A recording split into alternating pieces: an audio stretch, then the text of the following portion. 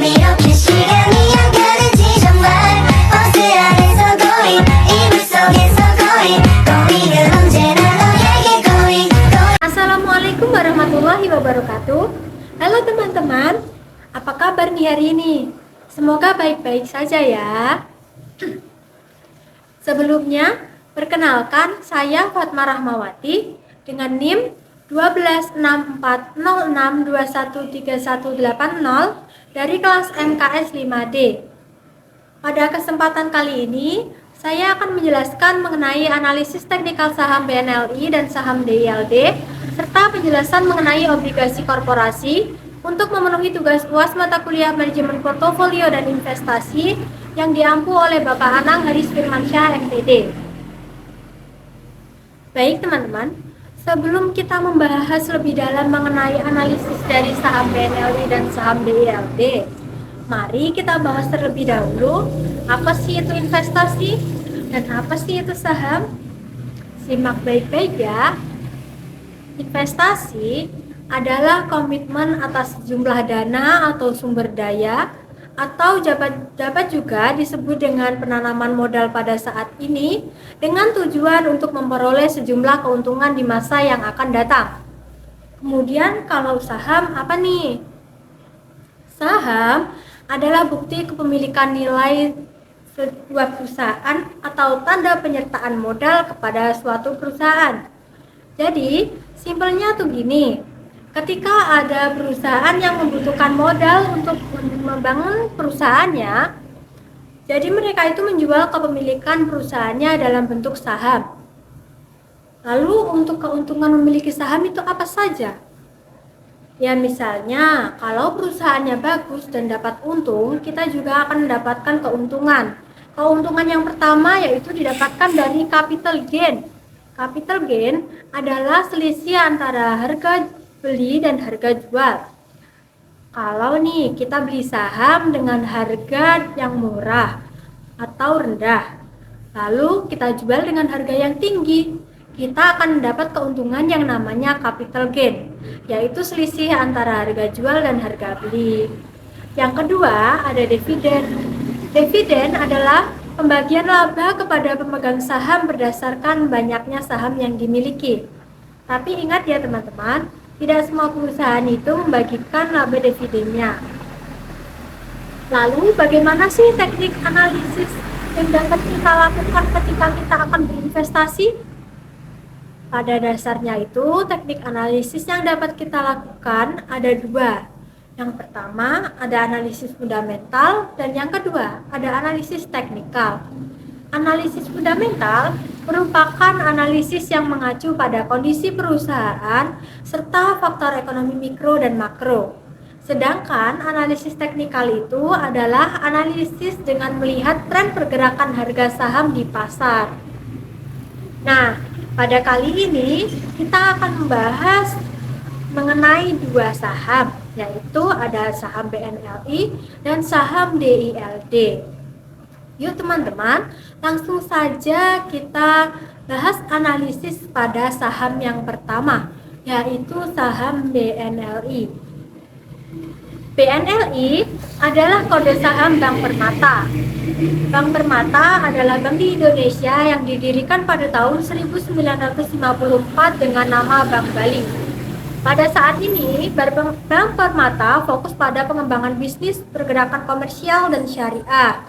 Bank Permata menawarkan berbagai produk layanan perbankan seperti tabungan, deposito, kartu kredit, pinjaman, dan layanan perbankan elektronik. Saham BNLI ini IPO pada tanggal 15 Januari 1990. Pada 17 Desember 1954, bank ini bernama Bank Persatuan Indonesia. Kemudian pada 8 Mei 1956, bank ini ditetapkan menjadi sebuah bank devisa. Selanjutnya pada tanggal 20 Agustus 1971, bank ini diubah menjadi PT Bank Bali. Kemudian 15 Januari 1990, bank ini resmi terdaftar pada Bursa Efek Indonesia dan pada tahun 2002 berubah nama menjadi PT Bank Permata Tbk. Untuk lebih jelasnya, mari kita praktekkan analisis teknikal pada saham BNLI. Dari segi analisis teknikal, ada beberapa indikator yang dapat kita gunakan dalam analisis ini. Salah satunya adalah menggunakan moving average. Moving average adalah garis yang menggambarkan harga rata-rata saham dalam periode tertentu. Misalnya nih, ada MA5, MA10, MA20, dan MA50. Angka di belakang MA ini menunjukkan periode yang kita gunakan. Untuk lebih jelasnya, kita akan mempraktekannya pada saham BNLI. Nah, di sini saya menggunakan aplikasi Indo Premier Sekuritas. Dan ini merupakan tampilan chart dari saham BNLI. Kemudian, untuk memunculkan indikator moving average, yang pertama kita klik indicators, kemudian search moving average. Nih, kita klik, lalu pilih silang ini. Nah, ini sudah muncul garis biru ini yang disebut dengan garis moving average, yang pergerakannya itu mengikuti harga saham. Untuk melihat periode garis moving average, bisa dilihat di sini, yaitu tertuliskan MA9. Artinya, yaitu adalah harga rata-rata saham selama 9 hari terakhir. Ditunjukkan dengan ini, 930 per lembar. Lalu untuk mengganti periode MA, pilih ini settings, lalu input. Pada leg ini, ketikkan saja periode yang diinginkan. Di sini saya menggunakan periode 20, maka saya ketik 20. Untuk memudahkan, kita ganti warna garisnya pada style, lalu plots ini, pilih saja warna yang diinginkan. Di sini saya menggunakan warna kuning, dan pilih garis yang paling besar agar mudah. Setelah itu, klik OK. Nah, ini sudah berubah warnanya menjadi kuning. Nih. Indikator moving average ini juga dapat membantu kita untuk melihat tren pergerakan harga saham. Jika harga saham berada di atas garis moving average, seperti ini menandakan bahwa harga saham sedang naik atau uptrend. Sedangkan, jika berada di bawah garis moving average seperti ini, ataupun ini, itu menandakan bahwa harga saham sedang turun atau downtrend. Moving average juga dapat dijadikan sebagai sinyal jual maupun sinyal beli. Caranya yaitu dengan menggunakan dua garis moving average. Di sini saya akan mencoba menggunakan dua garis moving average dengan periode yang pertama 20, yaitu pada garis kuning ini tadi, dan untuk periode yang kedua saya menggunakan periode 50. Caranya masih sama seperti tadi. Kita klik indicators, lalu search saja moving average.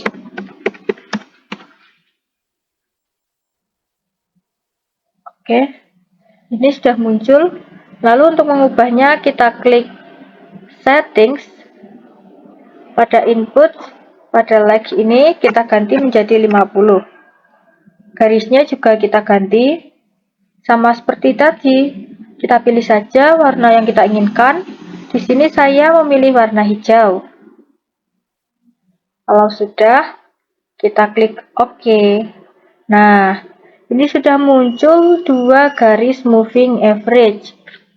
Garis yang berwarna kuning ini menunjukkan garis MA atau garis moving average 20 yang ini. Kemudian yang hijau ini merupakan garis MA atau garis moving average yang 50 ini. Sinyal buy terjadi ketika garis moving average dengan periode waktu terkecil, yaitu yang kuning ini, menembus periode terbesar dari bawah ke atas. Seperti ini.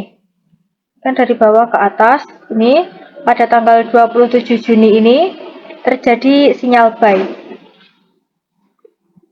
karena pada saat setelah terjadinya sinyal buy ini, harga saham akan cenderung naik. Bisa kita lihat ini akan berada di atas garis. Kemudian, untuk sinyal jual itu terjadi ketika garis dengan periode waktu terkecil menembus periode waktu terbesar dari atas ke bawah. Seperti ini, dari atas ke bawah. Nah, ini pada tanggal 18 Agustus 2023 terjadi sinyal jual. Karena setelah terjadi sinyal jual ini, harga saham akan cenderung turun, ditunjukkan dengan berada di bawah garis ini.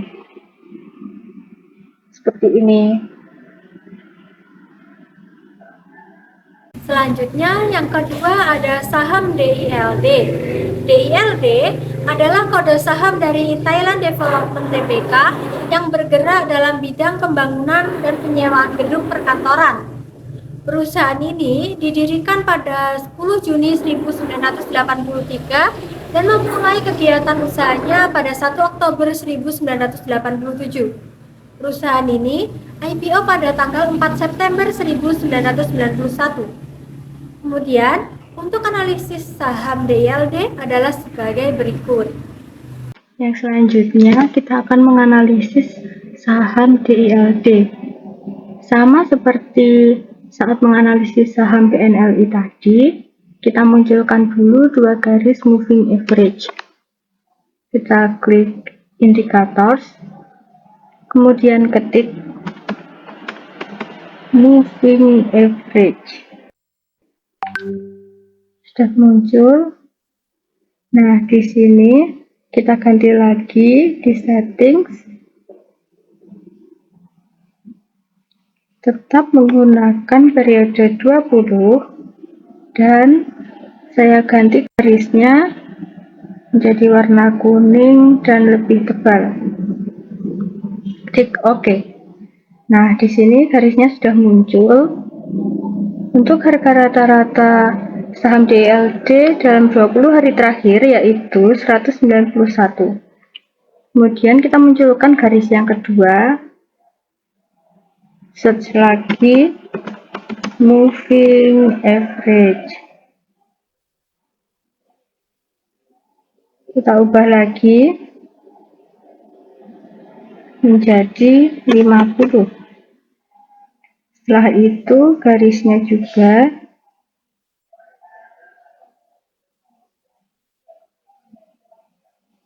nah, ini sudah muncul dua garis moving average.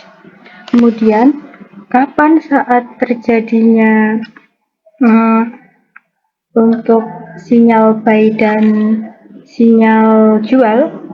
Nah, ini sinyal buy terjadi pada tanggal 8 Mei 2023, yaitu saat terjadi sinyal buy ini ketika garis dengan periode terkecil menembus garis periode terbesar dari bawah ke atas di sini. Kemudian ini dikatakan sinyal buy karena setelah terjadinya sinyal buy itu, sini harganya akan di atas garis. Dan terjadi sinyal jual itu ketika di sini, tanggal 8 Agustus. Karena dengan garis moving average yang paling rendah ini menembus garis moving average terbesar dari atas ke bawah. Nah, ini dapat dilihat setelah terjadinya sinyal jual ini harga sahamnya turun atau berada di bawah garis moving average.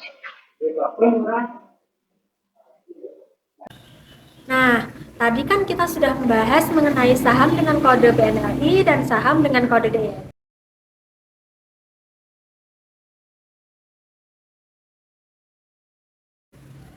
Berdasarkan definisinya, obligasi itu merupakan surat penyertaan utang atau bentuk penyertaan atas utang.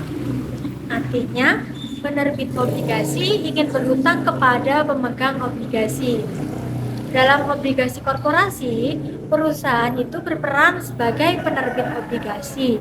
dan masyarakat itu merupakan pemegang obligasinya. Sebagai sebuah surat utang, obligasi memuat berbagai informasi penting seperti jatuh tempo pembayaran utang. Waktu yang tertera menunjukkan kapan uang investor atau nilai pinjaman pokok akan dikembalikan secara utuh. Waktu jatuh tempo dalam obligasi ini sangat beragam loh. Perlu teman-teman ketahui, waktu jatuh tempo ini antara 1 tahun hingga 10 tahun. Lantas, bagaimana seorang investor dapat memperoleh keuntungan melalui obligasi?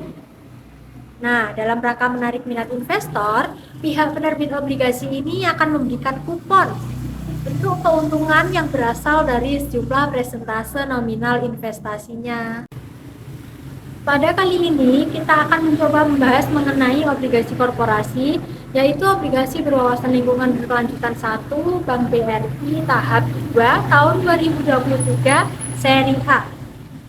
Dengan ID BBRI 01 AGNCN 2 dan jatuh tempo pada tanggal 27 Oktober 2024 serta memiliki peringkat ID AAA. Nah, untuk teman-teman harus memperhatikan beberapa hal berikut sebelum membeli obligasi. Yang pertama, ada tingkat risiko gagal bayar. Yang kedua, ada kupon. Yang ketiga adalah yield yang akan kita terima. Berdasarkan rating tersebut, yaitu ID AAA, maka untuk kemungkinan risiko gagal bayarnya itu kecil. Di sini teman-teman juga dapat melihat nominal dari obligasi ini adalah sebesar 1.345.650 dengan diskon rate 6,1%. Selanjutnya, untuk kupon dapat kita hitung dengan menggunakan rumus bunga yang diterima per tahun atau kupon sama dengan persentase bunga dikali nominal obligasi, yaitu 6,1% dikali 1.345.650 diperoleh hasil 82.084.650.000 per tahun. Nah, di sini kan dibayarnya per 3 bulan sekali, maka didapatkan hasil 20.521.162.500.000 rupiah. Selanjutnya dapat kita hitung sebagai berikut. Nah, misalnya nih, seorang investor membeli obligasi dengan harga pasarnya itu adalah 90%. Dapat kita hitung, maka hasil karjirnya yaitu sebesar 6,8%. Dan jika ada seorang investor membeli dengan harga pasarnya itu 80%, maka untuk yieldnya kita dapatkan sebesar 7,6%. Nah, dari hasil perhitungan tadi dapat kita simpulkan, jika membeli obligasi dengan harga lebih rendah, maka yield yang akan kita terima yaitu lebih tinggi. Sekian penjelasan dari saya. Ada kurang lebihnya mohon maaf. Wassalamualaikum warahmatullahi wabarakatuh.